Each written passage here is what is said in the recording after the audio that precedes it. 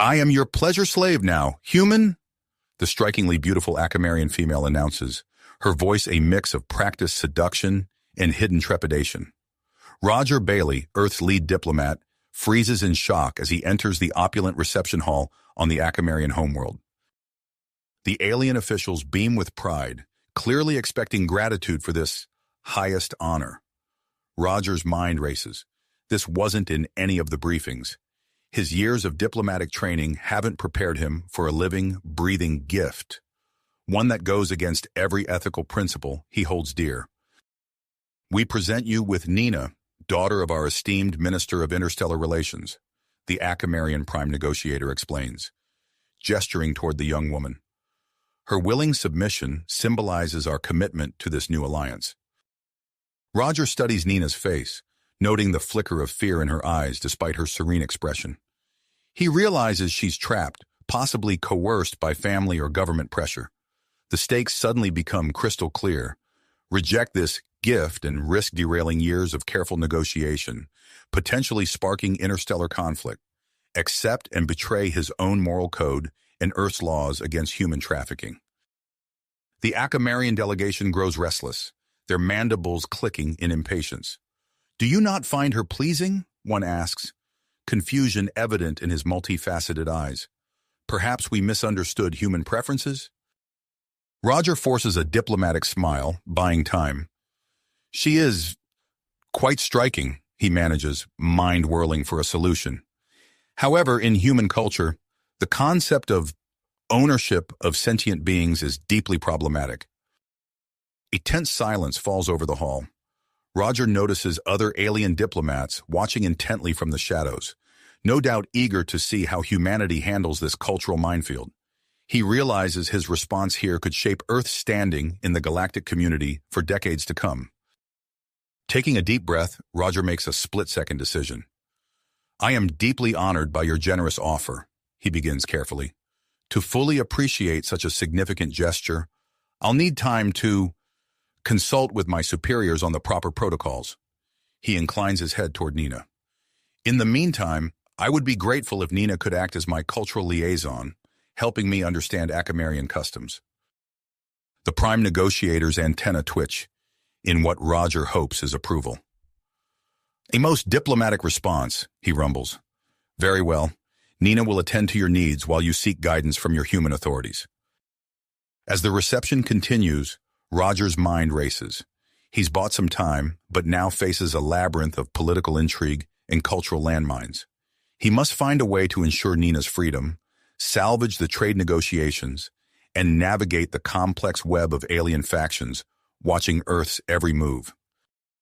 What Roger doesn't yet realize is that Nina's role as a pleasure slave is merely the opening gambit in a far larger Acamarian scheme. As he works to unravel this dilemma, he'll be forced to confront the true depths of alien manipulation and the limits of humanity's resolve in the face of an unfathomable galaxy. As the reception wound down, Roger's mind churned with possibilities. He approached Nina, who stood rigidly at attention nearby. If you'll accompany me, I'd like to discuss Acamarian customs in more detail, he said loudly enough for others to hear. Nina bowed her head. As you wish, master. The word sent an uncomfortable chill down Roger's spine, but he maintained his composure as they exited the hall. Acamarian officials nodded approvingly, their mandibles clicking softly. Once inside Roger's private quarters, he immediately turned to Nina. Please, sit down. You don't have to act like that here. Confusion flickered across Nina's features. I don't understand. Roger took a deep breath. I have no intention of treating you as a slave.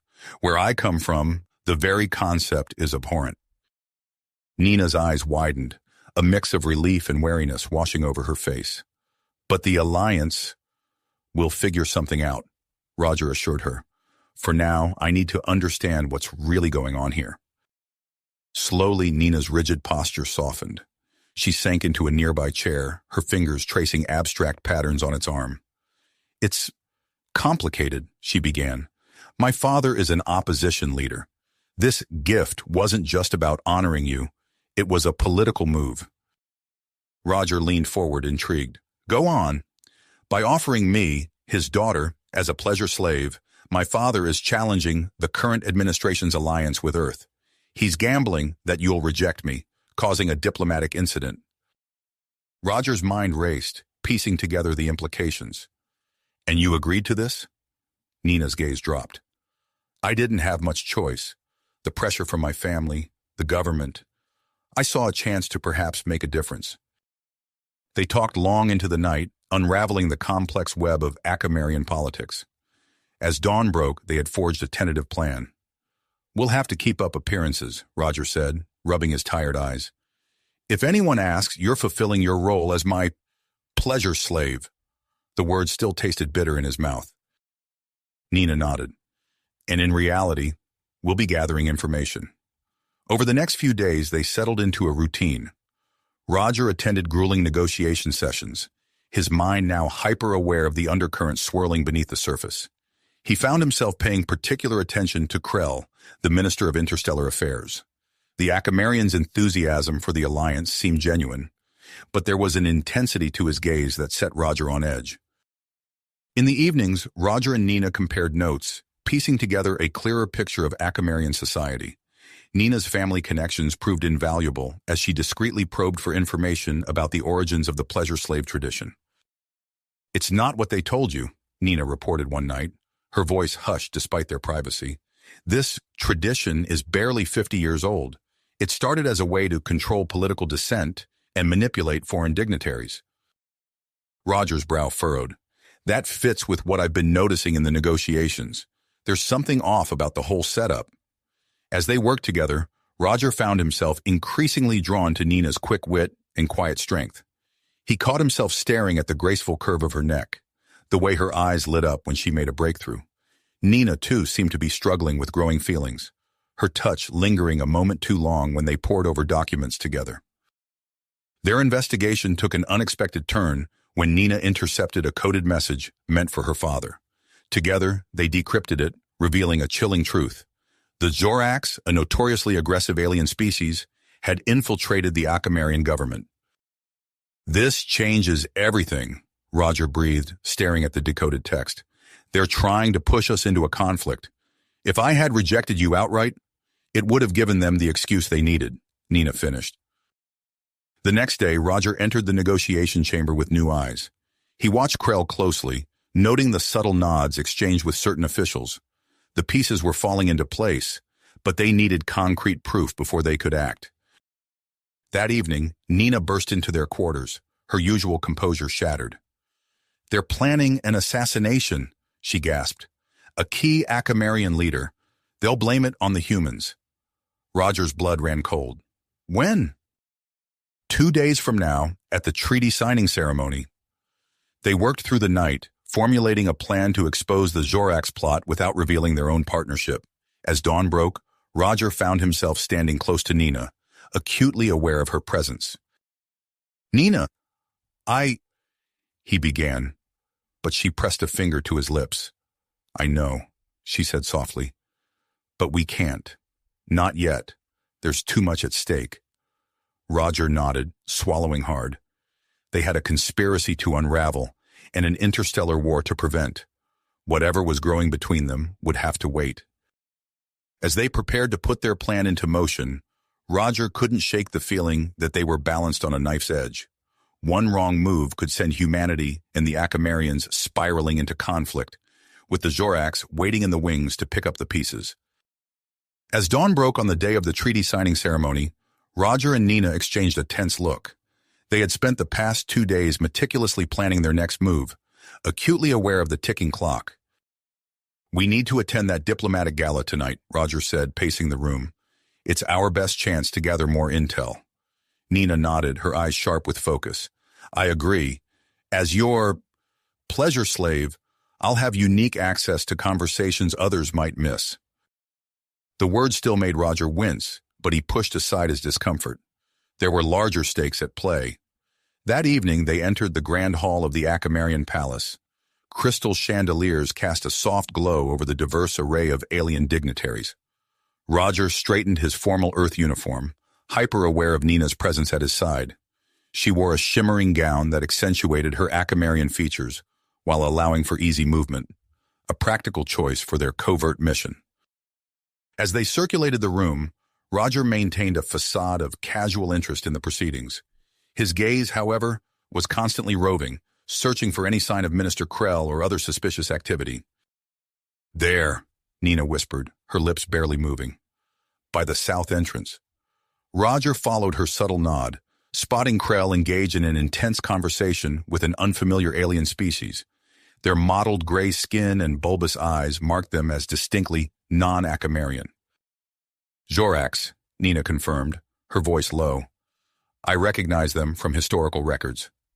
Roger's pulse quickened. "Can you get closer?" Nina gave an almost imperceptible nod. With practiced grace, she glided across the room, positioning herself near a group of Acamarian officials close to Krell's location. Roger watched as she artfully inserted herself into their conversation, playing the role of an attentive slave while straining to overhear Krell's words. Several agonizing minutes passed before Nina returned to Roger's side. Her expression was carefully neutral, but he could see the tension in her shoulders. "They're meeting tonight," she murmured, accepting a glass of Acamarian wine from a passing server. "After the gala. I couldn't catch the exact location, but it's somewhere on the outskirts of the capital." Roger nodded, his mind racing. Before he could respond, a booming voice interrupted them.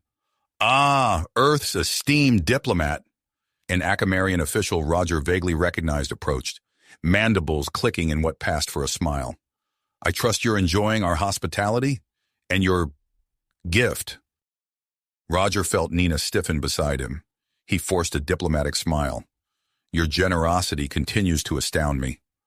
The official's multifaceted eyes gleamed. "Excellent, excellent. I hope you're putting her to good use, eh?" He gave Roger a conspiratorial nudge. Fighting back a wave of revulsion, Roger maintained his composure. "She has been most helpful in understanding Acamarian customs." The official chuckled, a grating sound. "Well, don't let me keep you from your entertainment. The night is young." As the official moved away, Roger turned to Nina. Her face was a mask of calm, but he could see the strain around her eyes. "I'm sorry," he said quietly. "This charade is necessary," Nina finished firmly. "We need to maintain our cover." She paused, then added with a hint of mischief. "Besides, I believe it's customary for a pleasure slave to dance with her master at such events." Roger blinked, momentarily thrown. "I suppose it is." Taking his hand, Nina led him to the dance floor. As they began to move to the alien melody, Roger was acutely aware of her closeness. The silk of her gown whispered against his uniform as they turned. "The warehouse district," Nina murmured, her breath warm against his ear. "I overheard a fragment. The meeting is in an abandoned building there." Roger nodded, his cheek brushing against her hair. "Good work. We'll need to follow Krell after the gala." As they continued to dance, Roger found himself torn between focus on their mission and the distracting warmth of Nina in his arms. The stakes were impossibly high, yet he couldn't ignore the growing connection between them. The gala stretched on for several more hours.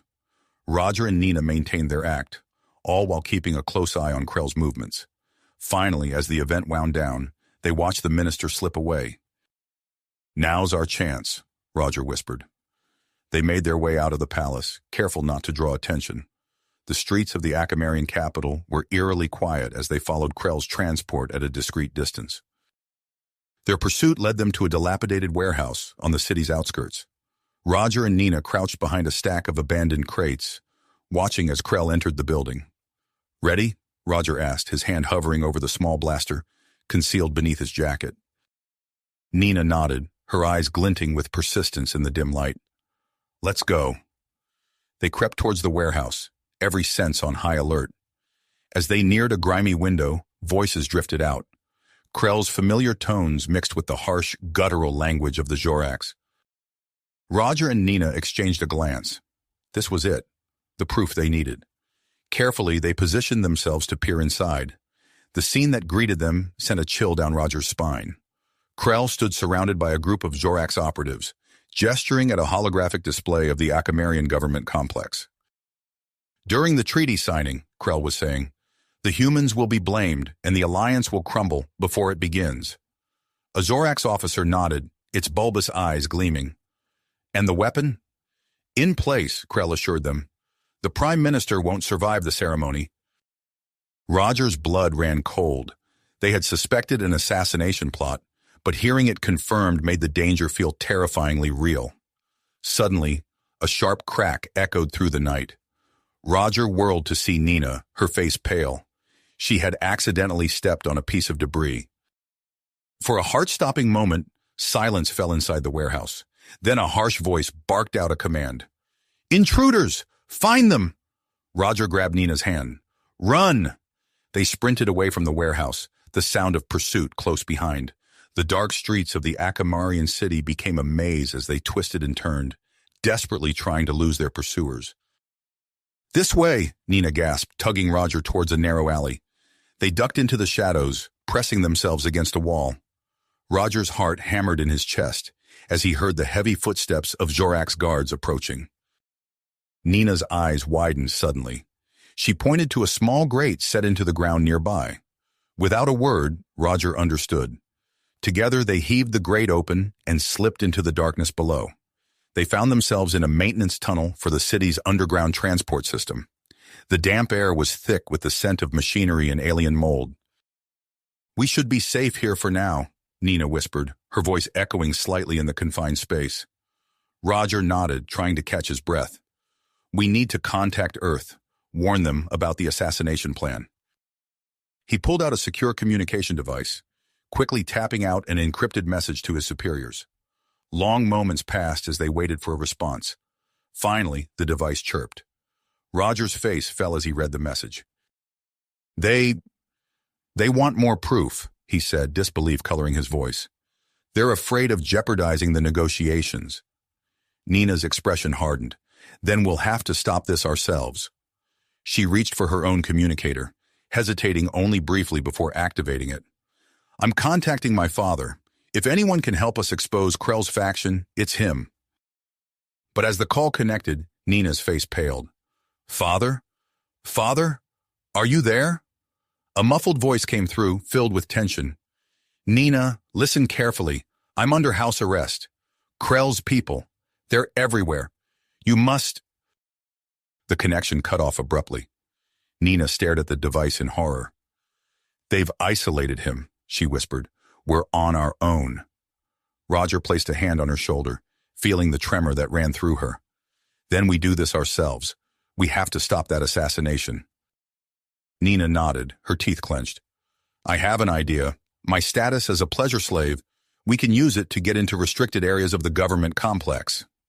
"It's risky," Roger warned. "We don't have a choice," Nina countered. "The ceremony is tomorrow. We're out of time." Roger knew she was right. With a mixture of admiration and concern, he watched as Nina began outlining their infiltration plan. Despite the dire circumstances, he couldn't help but be struck by her courage and quick thinking. As they huddled in the dim tunnel, finalizing their strategy, Roger found himself acutely aware of Nina's proximity. The tension of the moment, the shared danger, it all served to heighten the connection between them. Nina must have sensed it too. She paused in her explanation, meeting Roger's gaze. For a breath, the galaxy beyond their hiding place seemed to fade away. "Roger," she said softly. He shook his head gently. "I know, but we can't. Not yet." Nina nodded, a flicker of something, regret, longing, crossing her face. "You're right. The mission comes first." With visible effort, they both refocused on the task at hand. There would be time to explore their feelings later, if they survived. As the first hints of dawn began to filter through the grates above, Roger and Nina emerged from their hiding place. They made their way through the slowly awakening city, their steps purposeful. The Akamarian government complex loomed before them, its crystalline towers catching the early morning light. Roger straightened his slightly rumpled diplomatic uniform, while Nina adjusted her slave attire. "Ready?" he asked, his hand hovering over the entrance panel. Nina's eyes met his, filled with a mix of commitment and something deeper. "Ready." Together they stepped into the complex, their hearts racing. Whatever challenges lay ahead, they would face them united. Together. The complex's interior was a maze of crystalline corridors and bustling activity. Roger and Nina moved with purpose, their eyes scanning for any sign of Minister Krell or his conspirators. As they rounded a corner, they came face to face with their target. Minister Krell stood before them, his mandibles clicking in surprise. For a heartbeat, the three stared at each other in shocked silence. Krell's hand darted towards an alarm panel on the wall. Roger, acting on instinct honed by years of diplomatic training, lunged forward. He grasped Krell's wrist, twisting it away from the panel with a swift, controlled motion. "I wouldn't do that if I were you, Minister," Roger said, his voice low and steady. Krell's multifaceted eyes flickered between Roger and Nina. "You have no idea what you're interfering with, human," he hissed. Nina stepped forward, her posture tense but controlled. "We know exactly what we're interfering with, Krell. Your plot ends here." The minister's mandibles quivered with rage. He tried to break free from Roger's grip, but Nina moved with lightning speed. Her hand struck a precise point on Krell's carapace, and the Acamarian's body went rigid. "Pressure point," Nina explained, as Krell slumped to the ground, immobilized but conscious. "It won't last long. We need to move quickly." Roger nodded, already scanning the nearby rooms. "The weapon. It has to be close." They dragged the paralyzed minister into an empty office, securing him with makeshift restraints. A quick search of his person revealed a datapad filled with incriminating communications between Krell and the Zorax. Nina's eyes widened as she skimmed the contents. "This goes deeper than we thought. The Zorax have operatives throughout both our governments." A muffled curse from Krell confirmed her words. Roger pocketed the datapad, his expression grim. "We'll deal with that later. Right now, we need to find that weapon." They slipped back into the corridor, moving with renewed urgency. Nina led the way, her familiarity with the complex guiding them towards the ceremony hall. As they approached, Roger spotted an ornate piece of decor that seemed out of place. "There," he whispered, pointing to a gleaming sculpture near the entrance. "That wasn't here yesterday." Nina nodded, her keen eyes examining the object. "Clever. It's designed to look like a traditional Acamarian art piece, but see those energy nodes? That's no sculpture." Roger approached cautiously, searching for a way to disable the device without triggering it. As his fingers brushed the cool surface, a piercing alarm shattered the air. "Krell must have managed to trigger a silent alert," Nina shouted over the noise. "We're out of time." Roger worked frantically, leveraging his limited knowledge of Acamarian technology to disconnect the power source. With a final twist, the weapon's ominous hum faded away. But their victory was short-lived. The sound of heavy footsteps echoed from both ends of the corridor. Security forces were converging on their position. Nina grabbed Roger's arm, her eyes darting around the hall. "This way," she said, pulling him towards a maintenance hatch half hidden behind a decorative panel. As the first security team rounded the corner, Roger and Nina slipped into the narrow passage. The hatch sealed behind them with a soft hiss, plunging them into darkness. "How did you know about this?" Roger asked, his breath warm against Nina's cheek in the confined space. He felt rather than saw her smile. "I was a curious child. These tunnels run throughout the complex. Follow me and stay close." They moved through the darkness, Nina's sure steps guiding them. The distant sound of alarms and shouting faded as they navigated the maze-like passages. Suddenly, Nina stopped. "Wait," she whispered. "There's a junction ahead. We can use it to access the lower levels." As they reached the intersection, a loud bang echoed through the tunnel behind them. Shouts and the sound of heavy boots on metal grating filled the air. "They've found the maintenance access," Roger said, his voice tight. "We need to move." Nina led them down a steep incline, the passage growing narrower and damper. The air grew thick with the scent of machinery and alien mold. After what felt like an eternity of twists and turns, they emerged into a dimly lit corridor. "The research wing," Nina explained, her eyes adjusting to the light. "We might find help here." As if on cue, a door slid open nearby. An Acamarian scientist peered out, her eyes widening in recognition. "Nina?" the scientist exclaimed. "What are you doing here?" Nina stepped forward, relief evident in her voice. "Dr. Lax, we need your help. The treaty signing is in danger, and we have proof of a Jorax plot. Dr. Lax ushered them into her laboratory, her mandibles clicking rapidly in agitation. Explain quickly, she said, sealing the door behind them.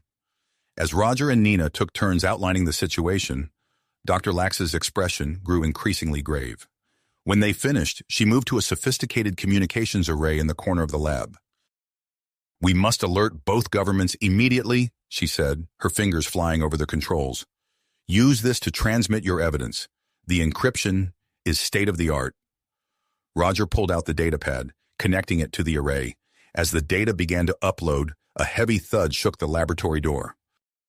Jorax Strike Team, Nina said, recognizing the distinctive rhythm of their movements. They must have tracked us here. Dr. Lax activated a shimmering force field around the door. This will hold them for a few minutes, but no more. You need to get to the ceremony hall. She hurried to a storage unit, retrieving 2 small devices. Holographic disguises. They'll make you appear as Acamarian officials. As Roger and Nina activated the disguises, Dr. Lax pointed to a hatch in the floor. The waste disposal chute. It's not elegant, but it will get you out of the complex. The pounding on the door intensified. Cracks began to appear in the force field. Go! Dr. Lax urged them. Stop the assassination. Save both our peoples. With a final nod of gratitude, Roger and Nina dropped into the chute. They slid through darkness, emerging in a pungent dumpster outside the complex. Quickly activating their disguises, they made their way towards the ceremony location, blending in with the arriving dignitaries. The Grand Hall was a sea of Acamarian and human officials, with security personnel stationed at regular intervals. Roger's trained eye picked out several disguised Jorax agents among the crowd. There, Nina whispered, gesturing subtly. The Prime Minister is about to take the stage. Roger nodded, his mind racing. We need to create a distraction, something to trigger a security sweep without revealing ourselves. Nina's eyes glinted with sudden inspiration. Follow my lead, she murmured. She moved gracefully through the crowd, positioning herself near one of the Jorax agents. Then, with a convincing gasp, she collapsed to the floor. The reaction was immediate. Security personnel rushed to the scene, creating a ripple of movement through the hall. In the commotion, Roger smoothly approached the Jorax operative, slipping the incriminating datapad into their pocket. As Nina was helped to her feet, apologizing profusely for her dizzy spell, the security team began a thorough check of everyone in the vicinity. When they reached the Jorax agent, the discovery of the datapad set off a chain reaction of alerts and apprehensions. Chaos erupted in the ceremony hall. Security forces swarmed, uncovering more Jorax operatives. In the midst of the confusion, Roger and Nina seized their chance. They deactivated their disguises and approached the Acamarian Prime Minister, who was being hurried to safety by his guards. Prime Minister, Roger called out, holding up his hands to show he was unarmed. We have critical information about a plot against your life. The Prime Minister hesitated, his guards forming a protective circle around him. Nina stepped forward, her voice urgent but steady. Father's network uncovered this conspiracy, she said, appealing to the Prime Minister's knowledge of her family. Please, you must listen. Before the Prime Minister could respond, a commotion at the hall's entrance drew everyone's attention. Nina's father burst in, flanked by loyal Acamarian officials. It's true, he called out, his voice carrying across the hall. Everything they've said is true. We have proof of the Jorax infiltration. The Prime Minister's expression shifted from suspicion to grim understanding. He gestured for Roger and Nina to approach, his guards parting reluctantly. As the last of the Jorax agents were rounded up, Roger and Nina found themselves at the center of a gathering storm. Human and Acamarian officials converged on them, demanding explanations and assurances. The immediate danger had passed, but as Roger met Nina's eyes across the chaotic hall, they both knew their ordeal was just getting started. The Jorax plot had been foiled, but its exposure would send shockwaves through galactic politics. And amidst it all, the undeniable connection that had grown between them during their harrowing mission now demanded to be addressed. As they prepared to face the joint human-Acamarian inquiry that would inevitably follow, Roger and Nina stood side by side, ready to confront whatever challenges lay ahead. The gravity of their situation settled over them as they stood before the inquiry board, the faces of human and Acamarian officials alike etched with stern expressions. Ambassador Thax, an imposing Acamarian diplomat, leaned forward, his mandibles clicking softly. While your actions may have prevented a catastrophe, the methods you employed raise concerns. Roger felt Nina tense beside him. He resisted the urge to reach for her hand, acutely aware of the scrutiny they were under. In light of these concerns, Thax continued, this board has decided that you will be separated for further questioning. Roger's heart sank. Separated, but we've already provided detailed accounts. This is not open for discussion, Mr. Hartley, interrupted Admiral Hawthorne, his unwavering focus fixed on Roger. You will return to Earth immediately for a comprehensive debriefing at Interstellar Diplomatic Corps headquarters. Nina stepped forward, her voice steady despite the tremor Roger detected in her hands. And what of me? Thax turned to her, his multifaceted eyes unreadable. You, Nina, will remain on Akamar under protective custody, for your own safety, of course. The unspoken implication hung heavy in the air. Roger and Nina exchanged a glance, a lifetime of unspoken words passing between them in that brief moment. As they were led away in opposite directions, Roger caught a final glimpse of Nina's face. The perseverance in her eyes gave him strength, even as the distance between them grew. The journey back to Earth passed in a blur of swirling emotions and sleepless nights. Roger found himself in a stark debriefing room, facing Admiral Hawthorne across a polished table. Your involvement with the Acamarian, Nina, Hawthorne began, his tone measured. It's problematic, Hartley. You've potentially compromised our diplomatic protocols. Roger leaned forward, his lips pursed. With all due respect, Admiral, the circumstances were far from ordinary. Our actions exposed a major threat and strengthened human-Acamarian relations. Hawthorne's eyes narrowed. And yet, here we are, dealing with the fallout. The Zorax may be thwarted, but they've left behind a web of distrust. Conservative factions on both planets are crying foul, Hartley. They're questioning everything. As the debriefing stretched on, Roger's thoughts drifted to Nina. He wondered how she was faring on Akamar, unaware of the challenges she faced. On her home planet, Nina stood before her father, his newly reinstated position as opposition leader, casting a long shadow over their conversation. You must see the opportunity here, Nina, he urged, pacing the ornate chamber. Your actions have made you a hero. We can use this to our advantage to shape the future of Akamar. Nina shook her head, her antenna quivering with emotion. Father, I won't be a political pawn. What we uncovered, what Roger and I did, it was about saving lives, not scoring political points. Her father's mandibles clicked in frustration. You still don't understand the bigger picture.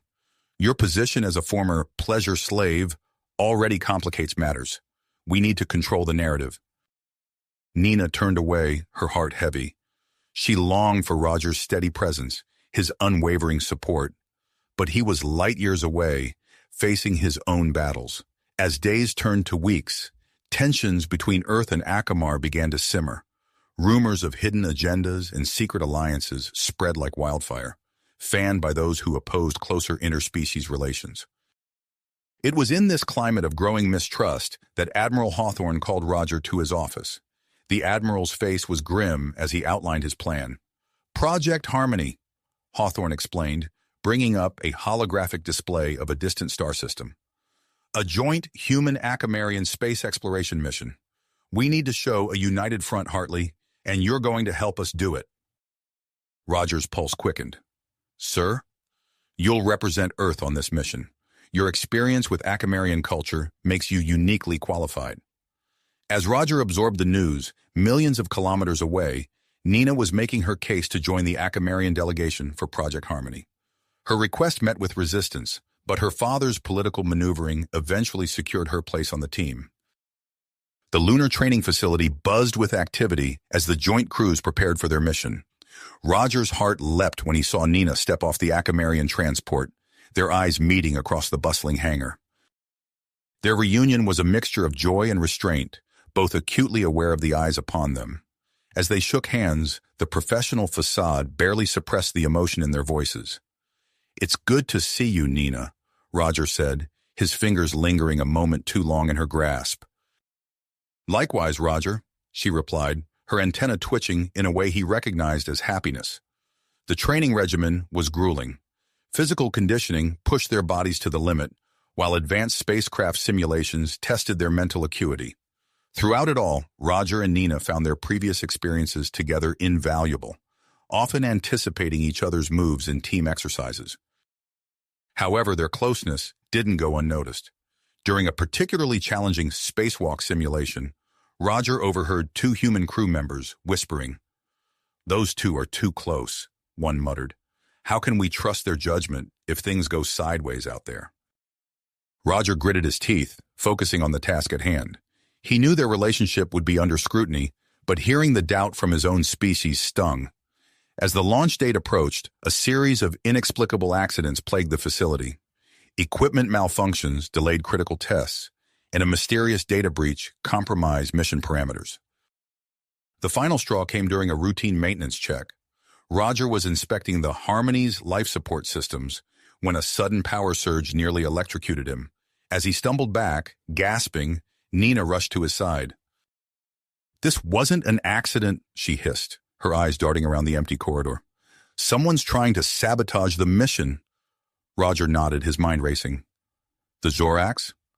Or someone who stands to gain from increased tensions between our species," Nina added. As they boarded the Harmony, the weight of their suspicions hung heavy between them. The sleek interstellar vessel hummed with potential energy, ready to carry them into the unknown. Roger and Nina took their positions on the bridge, surrounded by the mixed human and Acamarian crew. As the countdown began, their eyes met once more. In that moment, they silently reaffirmed their commitment to the mission, to uncovering the truth, and to each other. The Harmony lifted off, streaking into the star-studded sky. As Earth and Akamar receded behind them, Roger and Nina faced forward, ready to confront whatever challenges lay ahead in the vast expanse of space. Space. As the Harmony accelerated away from their homeworlds, Roger and Nina exchanged a knowing glance. Their shared experiences had forged a bond that transcended species, and now they faced a new frontier together. The initial days of the voyage passed in a flurry of activity. The mixed crew of humans and Acamarians worked to establish routines and familiarize themselves with the advanced systems of the Harmony. Roger found himself impressed by the seamless integration of technology from both species, a testament to what could be achieved through cooperation. However, as they entered the third week of their journey, a series of unusual occurrences began to disrupt the ship's operations. It started small, a faulty atmospheric regulator here, a glitching navigation console there. Roger noticed Nina's antenna twitching with agitation as she reported yet another inexplicable power fluctuation in the engineering bay. "This isn't normal wear and tear," Nina muttered, her multifaceted eyes narrowing as she pored over the latest diagnostic results. Roger nodded, a familiar sense of unease settling in his gut. "I agree. These malfunctions are too widespread, too random. It's as if someone's deliberately causing them," Nina finished, her voice barely above a whisper. They began a discreet investigation, careful not to alarm the rest of the crew. Late one night, as they huddled over a holographic display of the ship's layout, a violent shudder ran through the Harmony. Alarms blared, and the emergency lighting bathed the corridors in an eerie red glow. Roger sprinted to the bridge, Nina hot on his heels. The view screen showed a swirling vortex of energy, distorting the very fabric of space around them.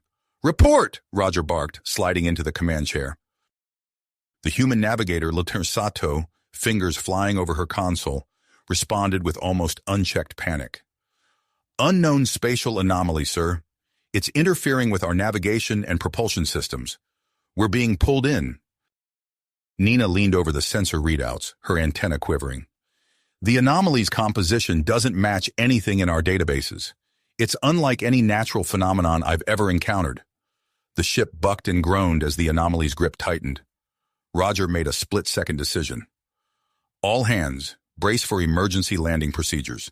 Sato, find us a habitable planet in range. We need to set down before this thing tears us apart."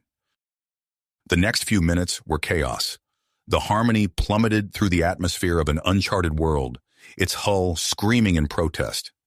Roger gripped the arms of his chair, watching as Nina coordinated with the engineering team to reroute power to the shields. With a bone-jarring impact, the ship slammed into the planet's surface, skidding across rocky terrain before coming to a shuddering halt. As the dust settled, Roger took stock of their situation.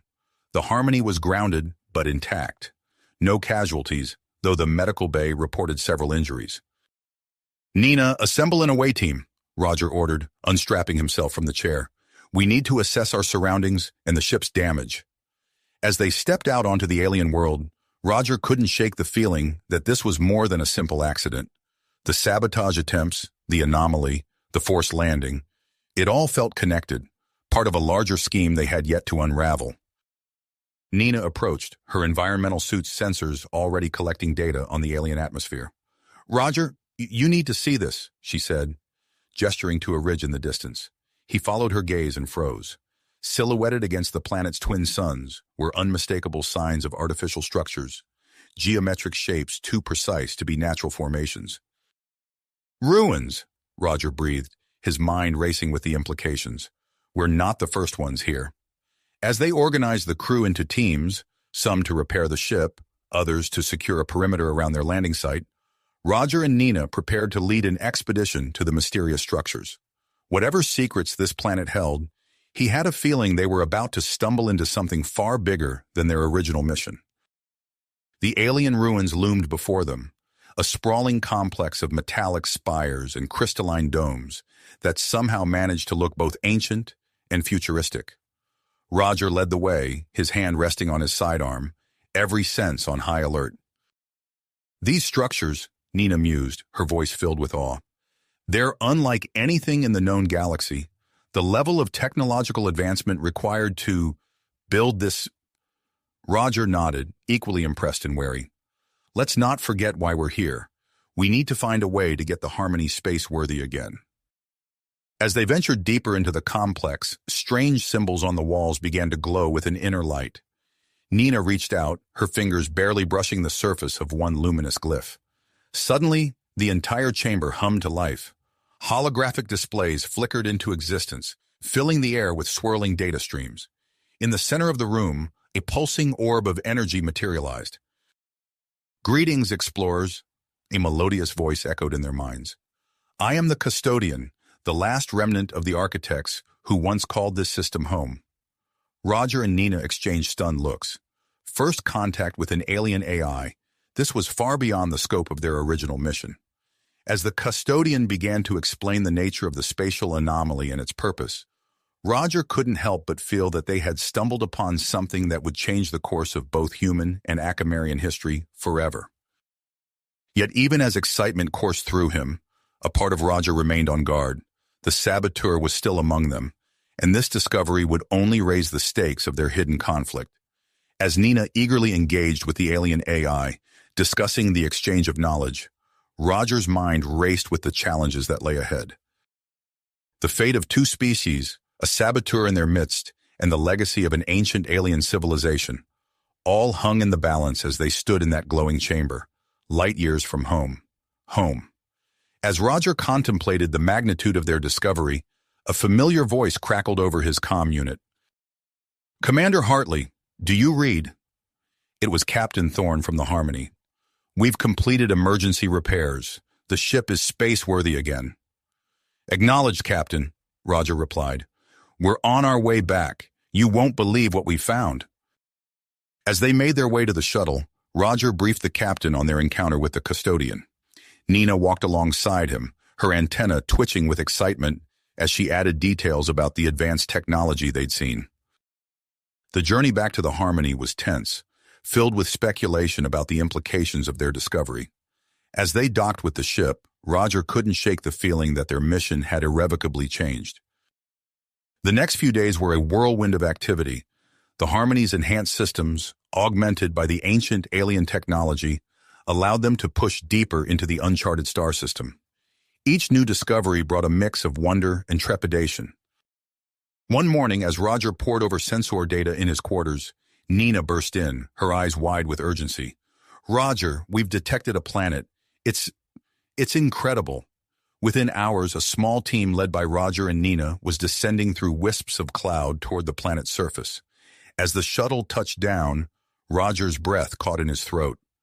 Before them stretched a landscape that could have been plucked from Earth or Akamar, rolling hills covered in lush alien vegetation under a sky of pale lavender.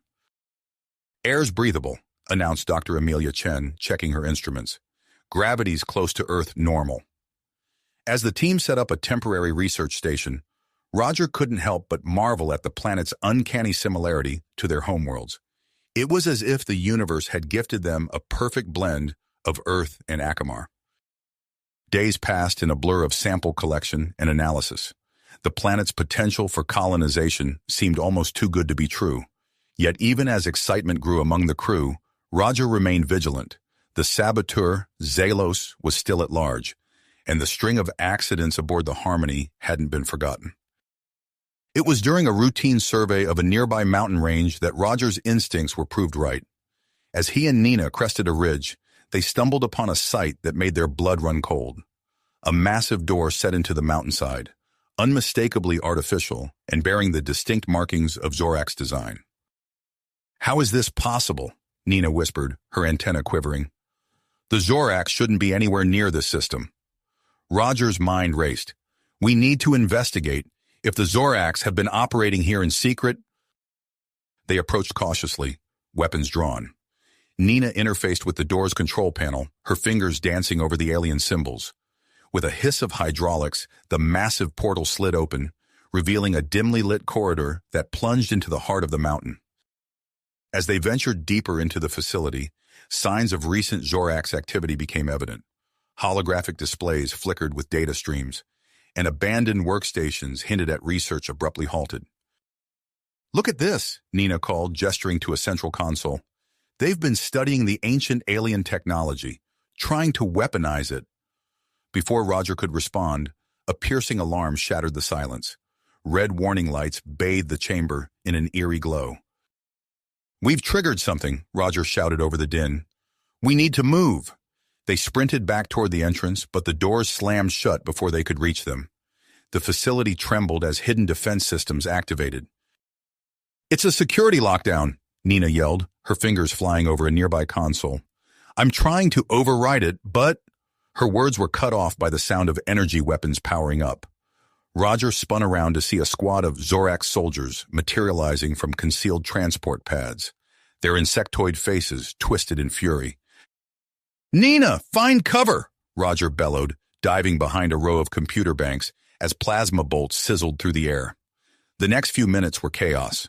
Roger's tactical training kicked in as he returned fire, his advanced weapon, courtesy of the Harmony's upgrades, cutting through the Zorak's armor with deadly precision. Nina, sheltered behind a pillar, worked feverishly to hack into the facility's systems. "Roger, I'm in." Nina's voice rang out over the firefight. "But you're not going to like what I've found. The Zoraks. They're planning an invasion. Both Earth and Akamar. They've reverse-engineered the ancient tech. Their fleet, it's massive and it's ready to launch within days." Roger's blood ran cold. The implications were staggering. Both their species, caught completely unaware, would be decimated. "We need to warn them," Roger grunted, taking down another Zorak soldier. "Can you get a message to the Harmony?" Nina shook her head, frustration evident in her voice. "Communications are jammed. We're cut off." As the last Zoraks fell, Roger and Nina regrouped, the gravity of their situation sinking in.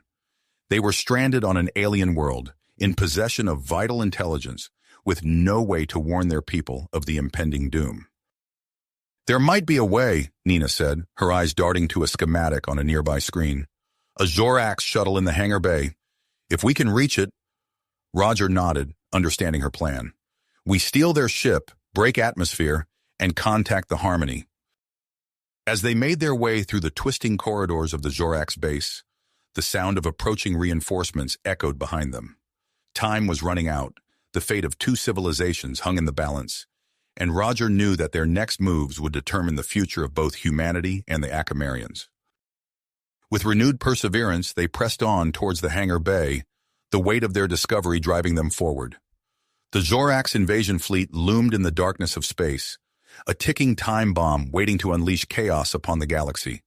Roger and Nina's race against time had only just begun.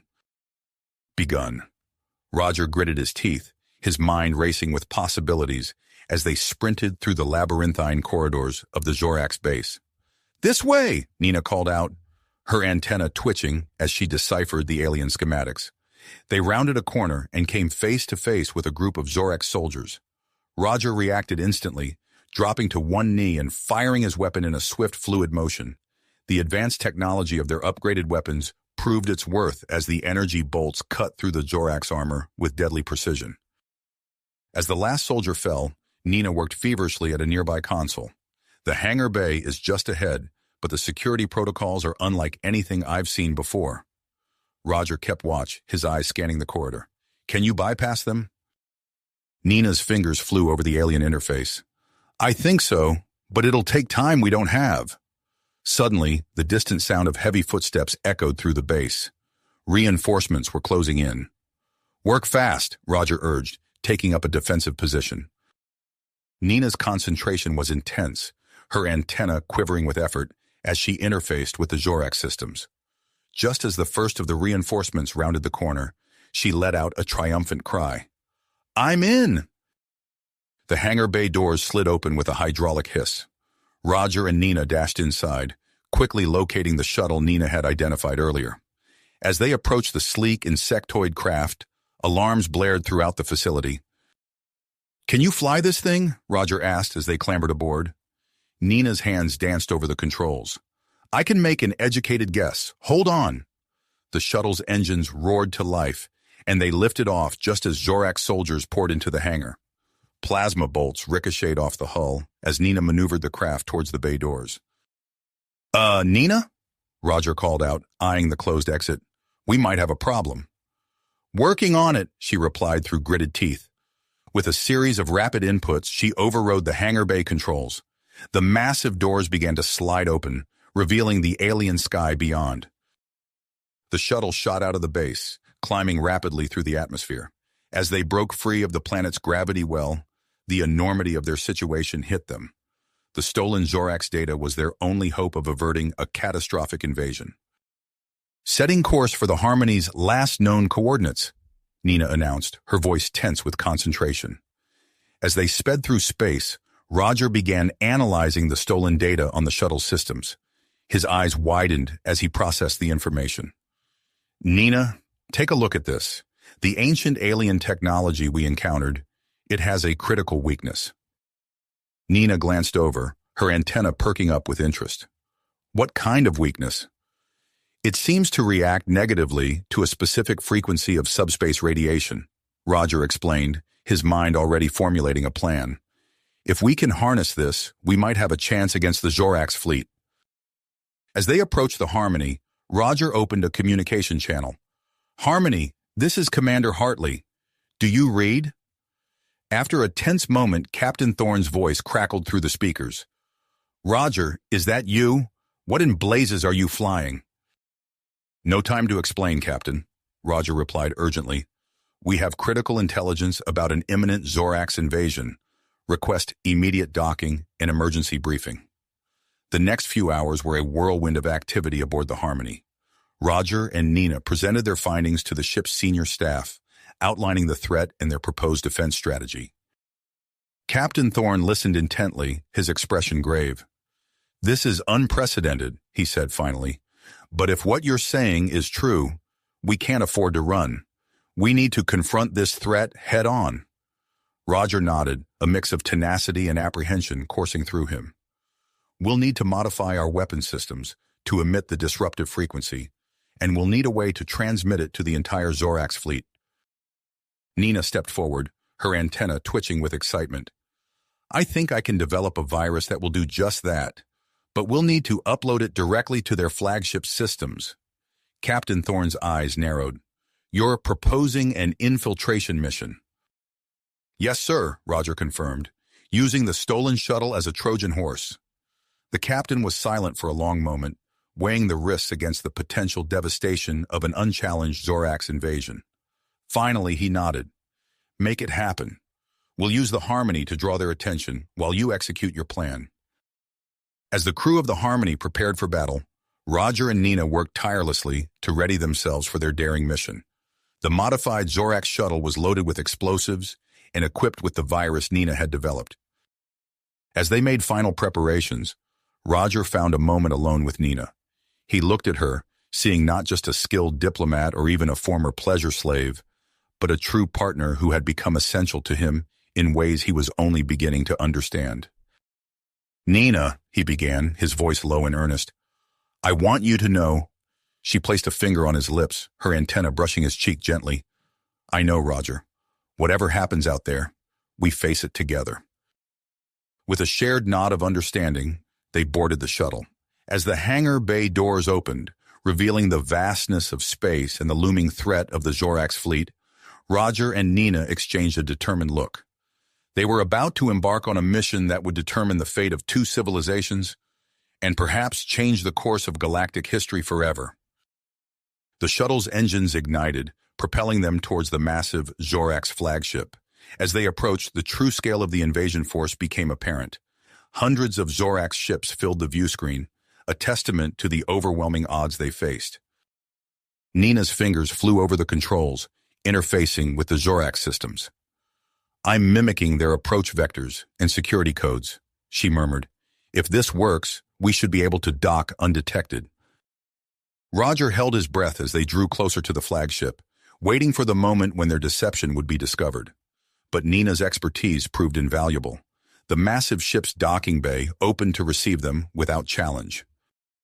As the shuttle touched down, Roger and Nina shared a final glance. "Remember the plan?" Roger said quietly. "I'll head to the engine room to plant the explosives. You make your way to the command center and upload the virus." Nina nodded, her antenna quivering with a mix of excitement and apprehension. "Be careful, Roger. We'll meet at the rendezvous point in 30 minutes. They disembarked, their Zorax disguises allowing them to move through the ship's corridors without immediate suspicion. Roger's heart pounded as he made his way towards the engine room, every step bringing them closer to either salvation or discovery. As he rounded a corner, he came face to face with a group of Zorax engineers. For a moment, time seemed to stand still as they regarded each other. Then, with a burst of movement, Roger's training kicked in. He ducked and rolled, coming up firing as the Zorax reached for their weapons. The firefight was intense but brief. Roger's advanced weaponry gave him an edge, and soon the corridor was clear. But the alarm had been raised. As he sprinted towards the engine room, he could hear the sound of reinforcements mobilizing throughout the ship. Meanwhile, Nina had made her way to the command center, her heart racing as she prepared to confront the Zorax leadership. As the doors slid open, she found herself face to face with the imposing figure of the Zorax Supreme Commander. The insectoid alien's compound eyes fixed on her, mandibles clicking in what might have been amusement or contempt. "An intruder," the commander's voice rasped. "How interesting." Nina straightened, calling upon all her diplomatic training and newfound courage. "Supreme Commander," she began, her voice steady despite her fear, "I come to offer you a choice, one that will determine the fate of both our peoples." As Nina engaged the Supreme Commander in a battle of wits and words, Roger fought his way through the ship's defenses. He planted the explosives with practiced efficiency, but each passing moment increased the risk of capture or failure. With the charges set, Roger turned to make his way to the rendezvous point. But as he entered a large chamber, he found himself surrounded by Zorax soldiers, their weapons trained on him from every direction. Time seemed to slow as Roger assessed his options, knowing that the fate of two civilizations hung in the balance. With a deep breath, he prepared to make his final stand, hoping that somehow, against adversity, their daring plan would succeed. If you finished this story, please subscribe and like the video. Then leave a comment that says, "I liked the story," and I will heart every single one of them. It really helps me. Thank you for your time.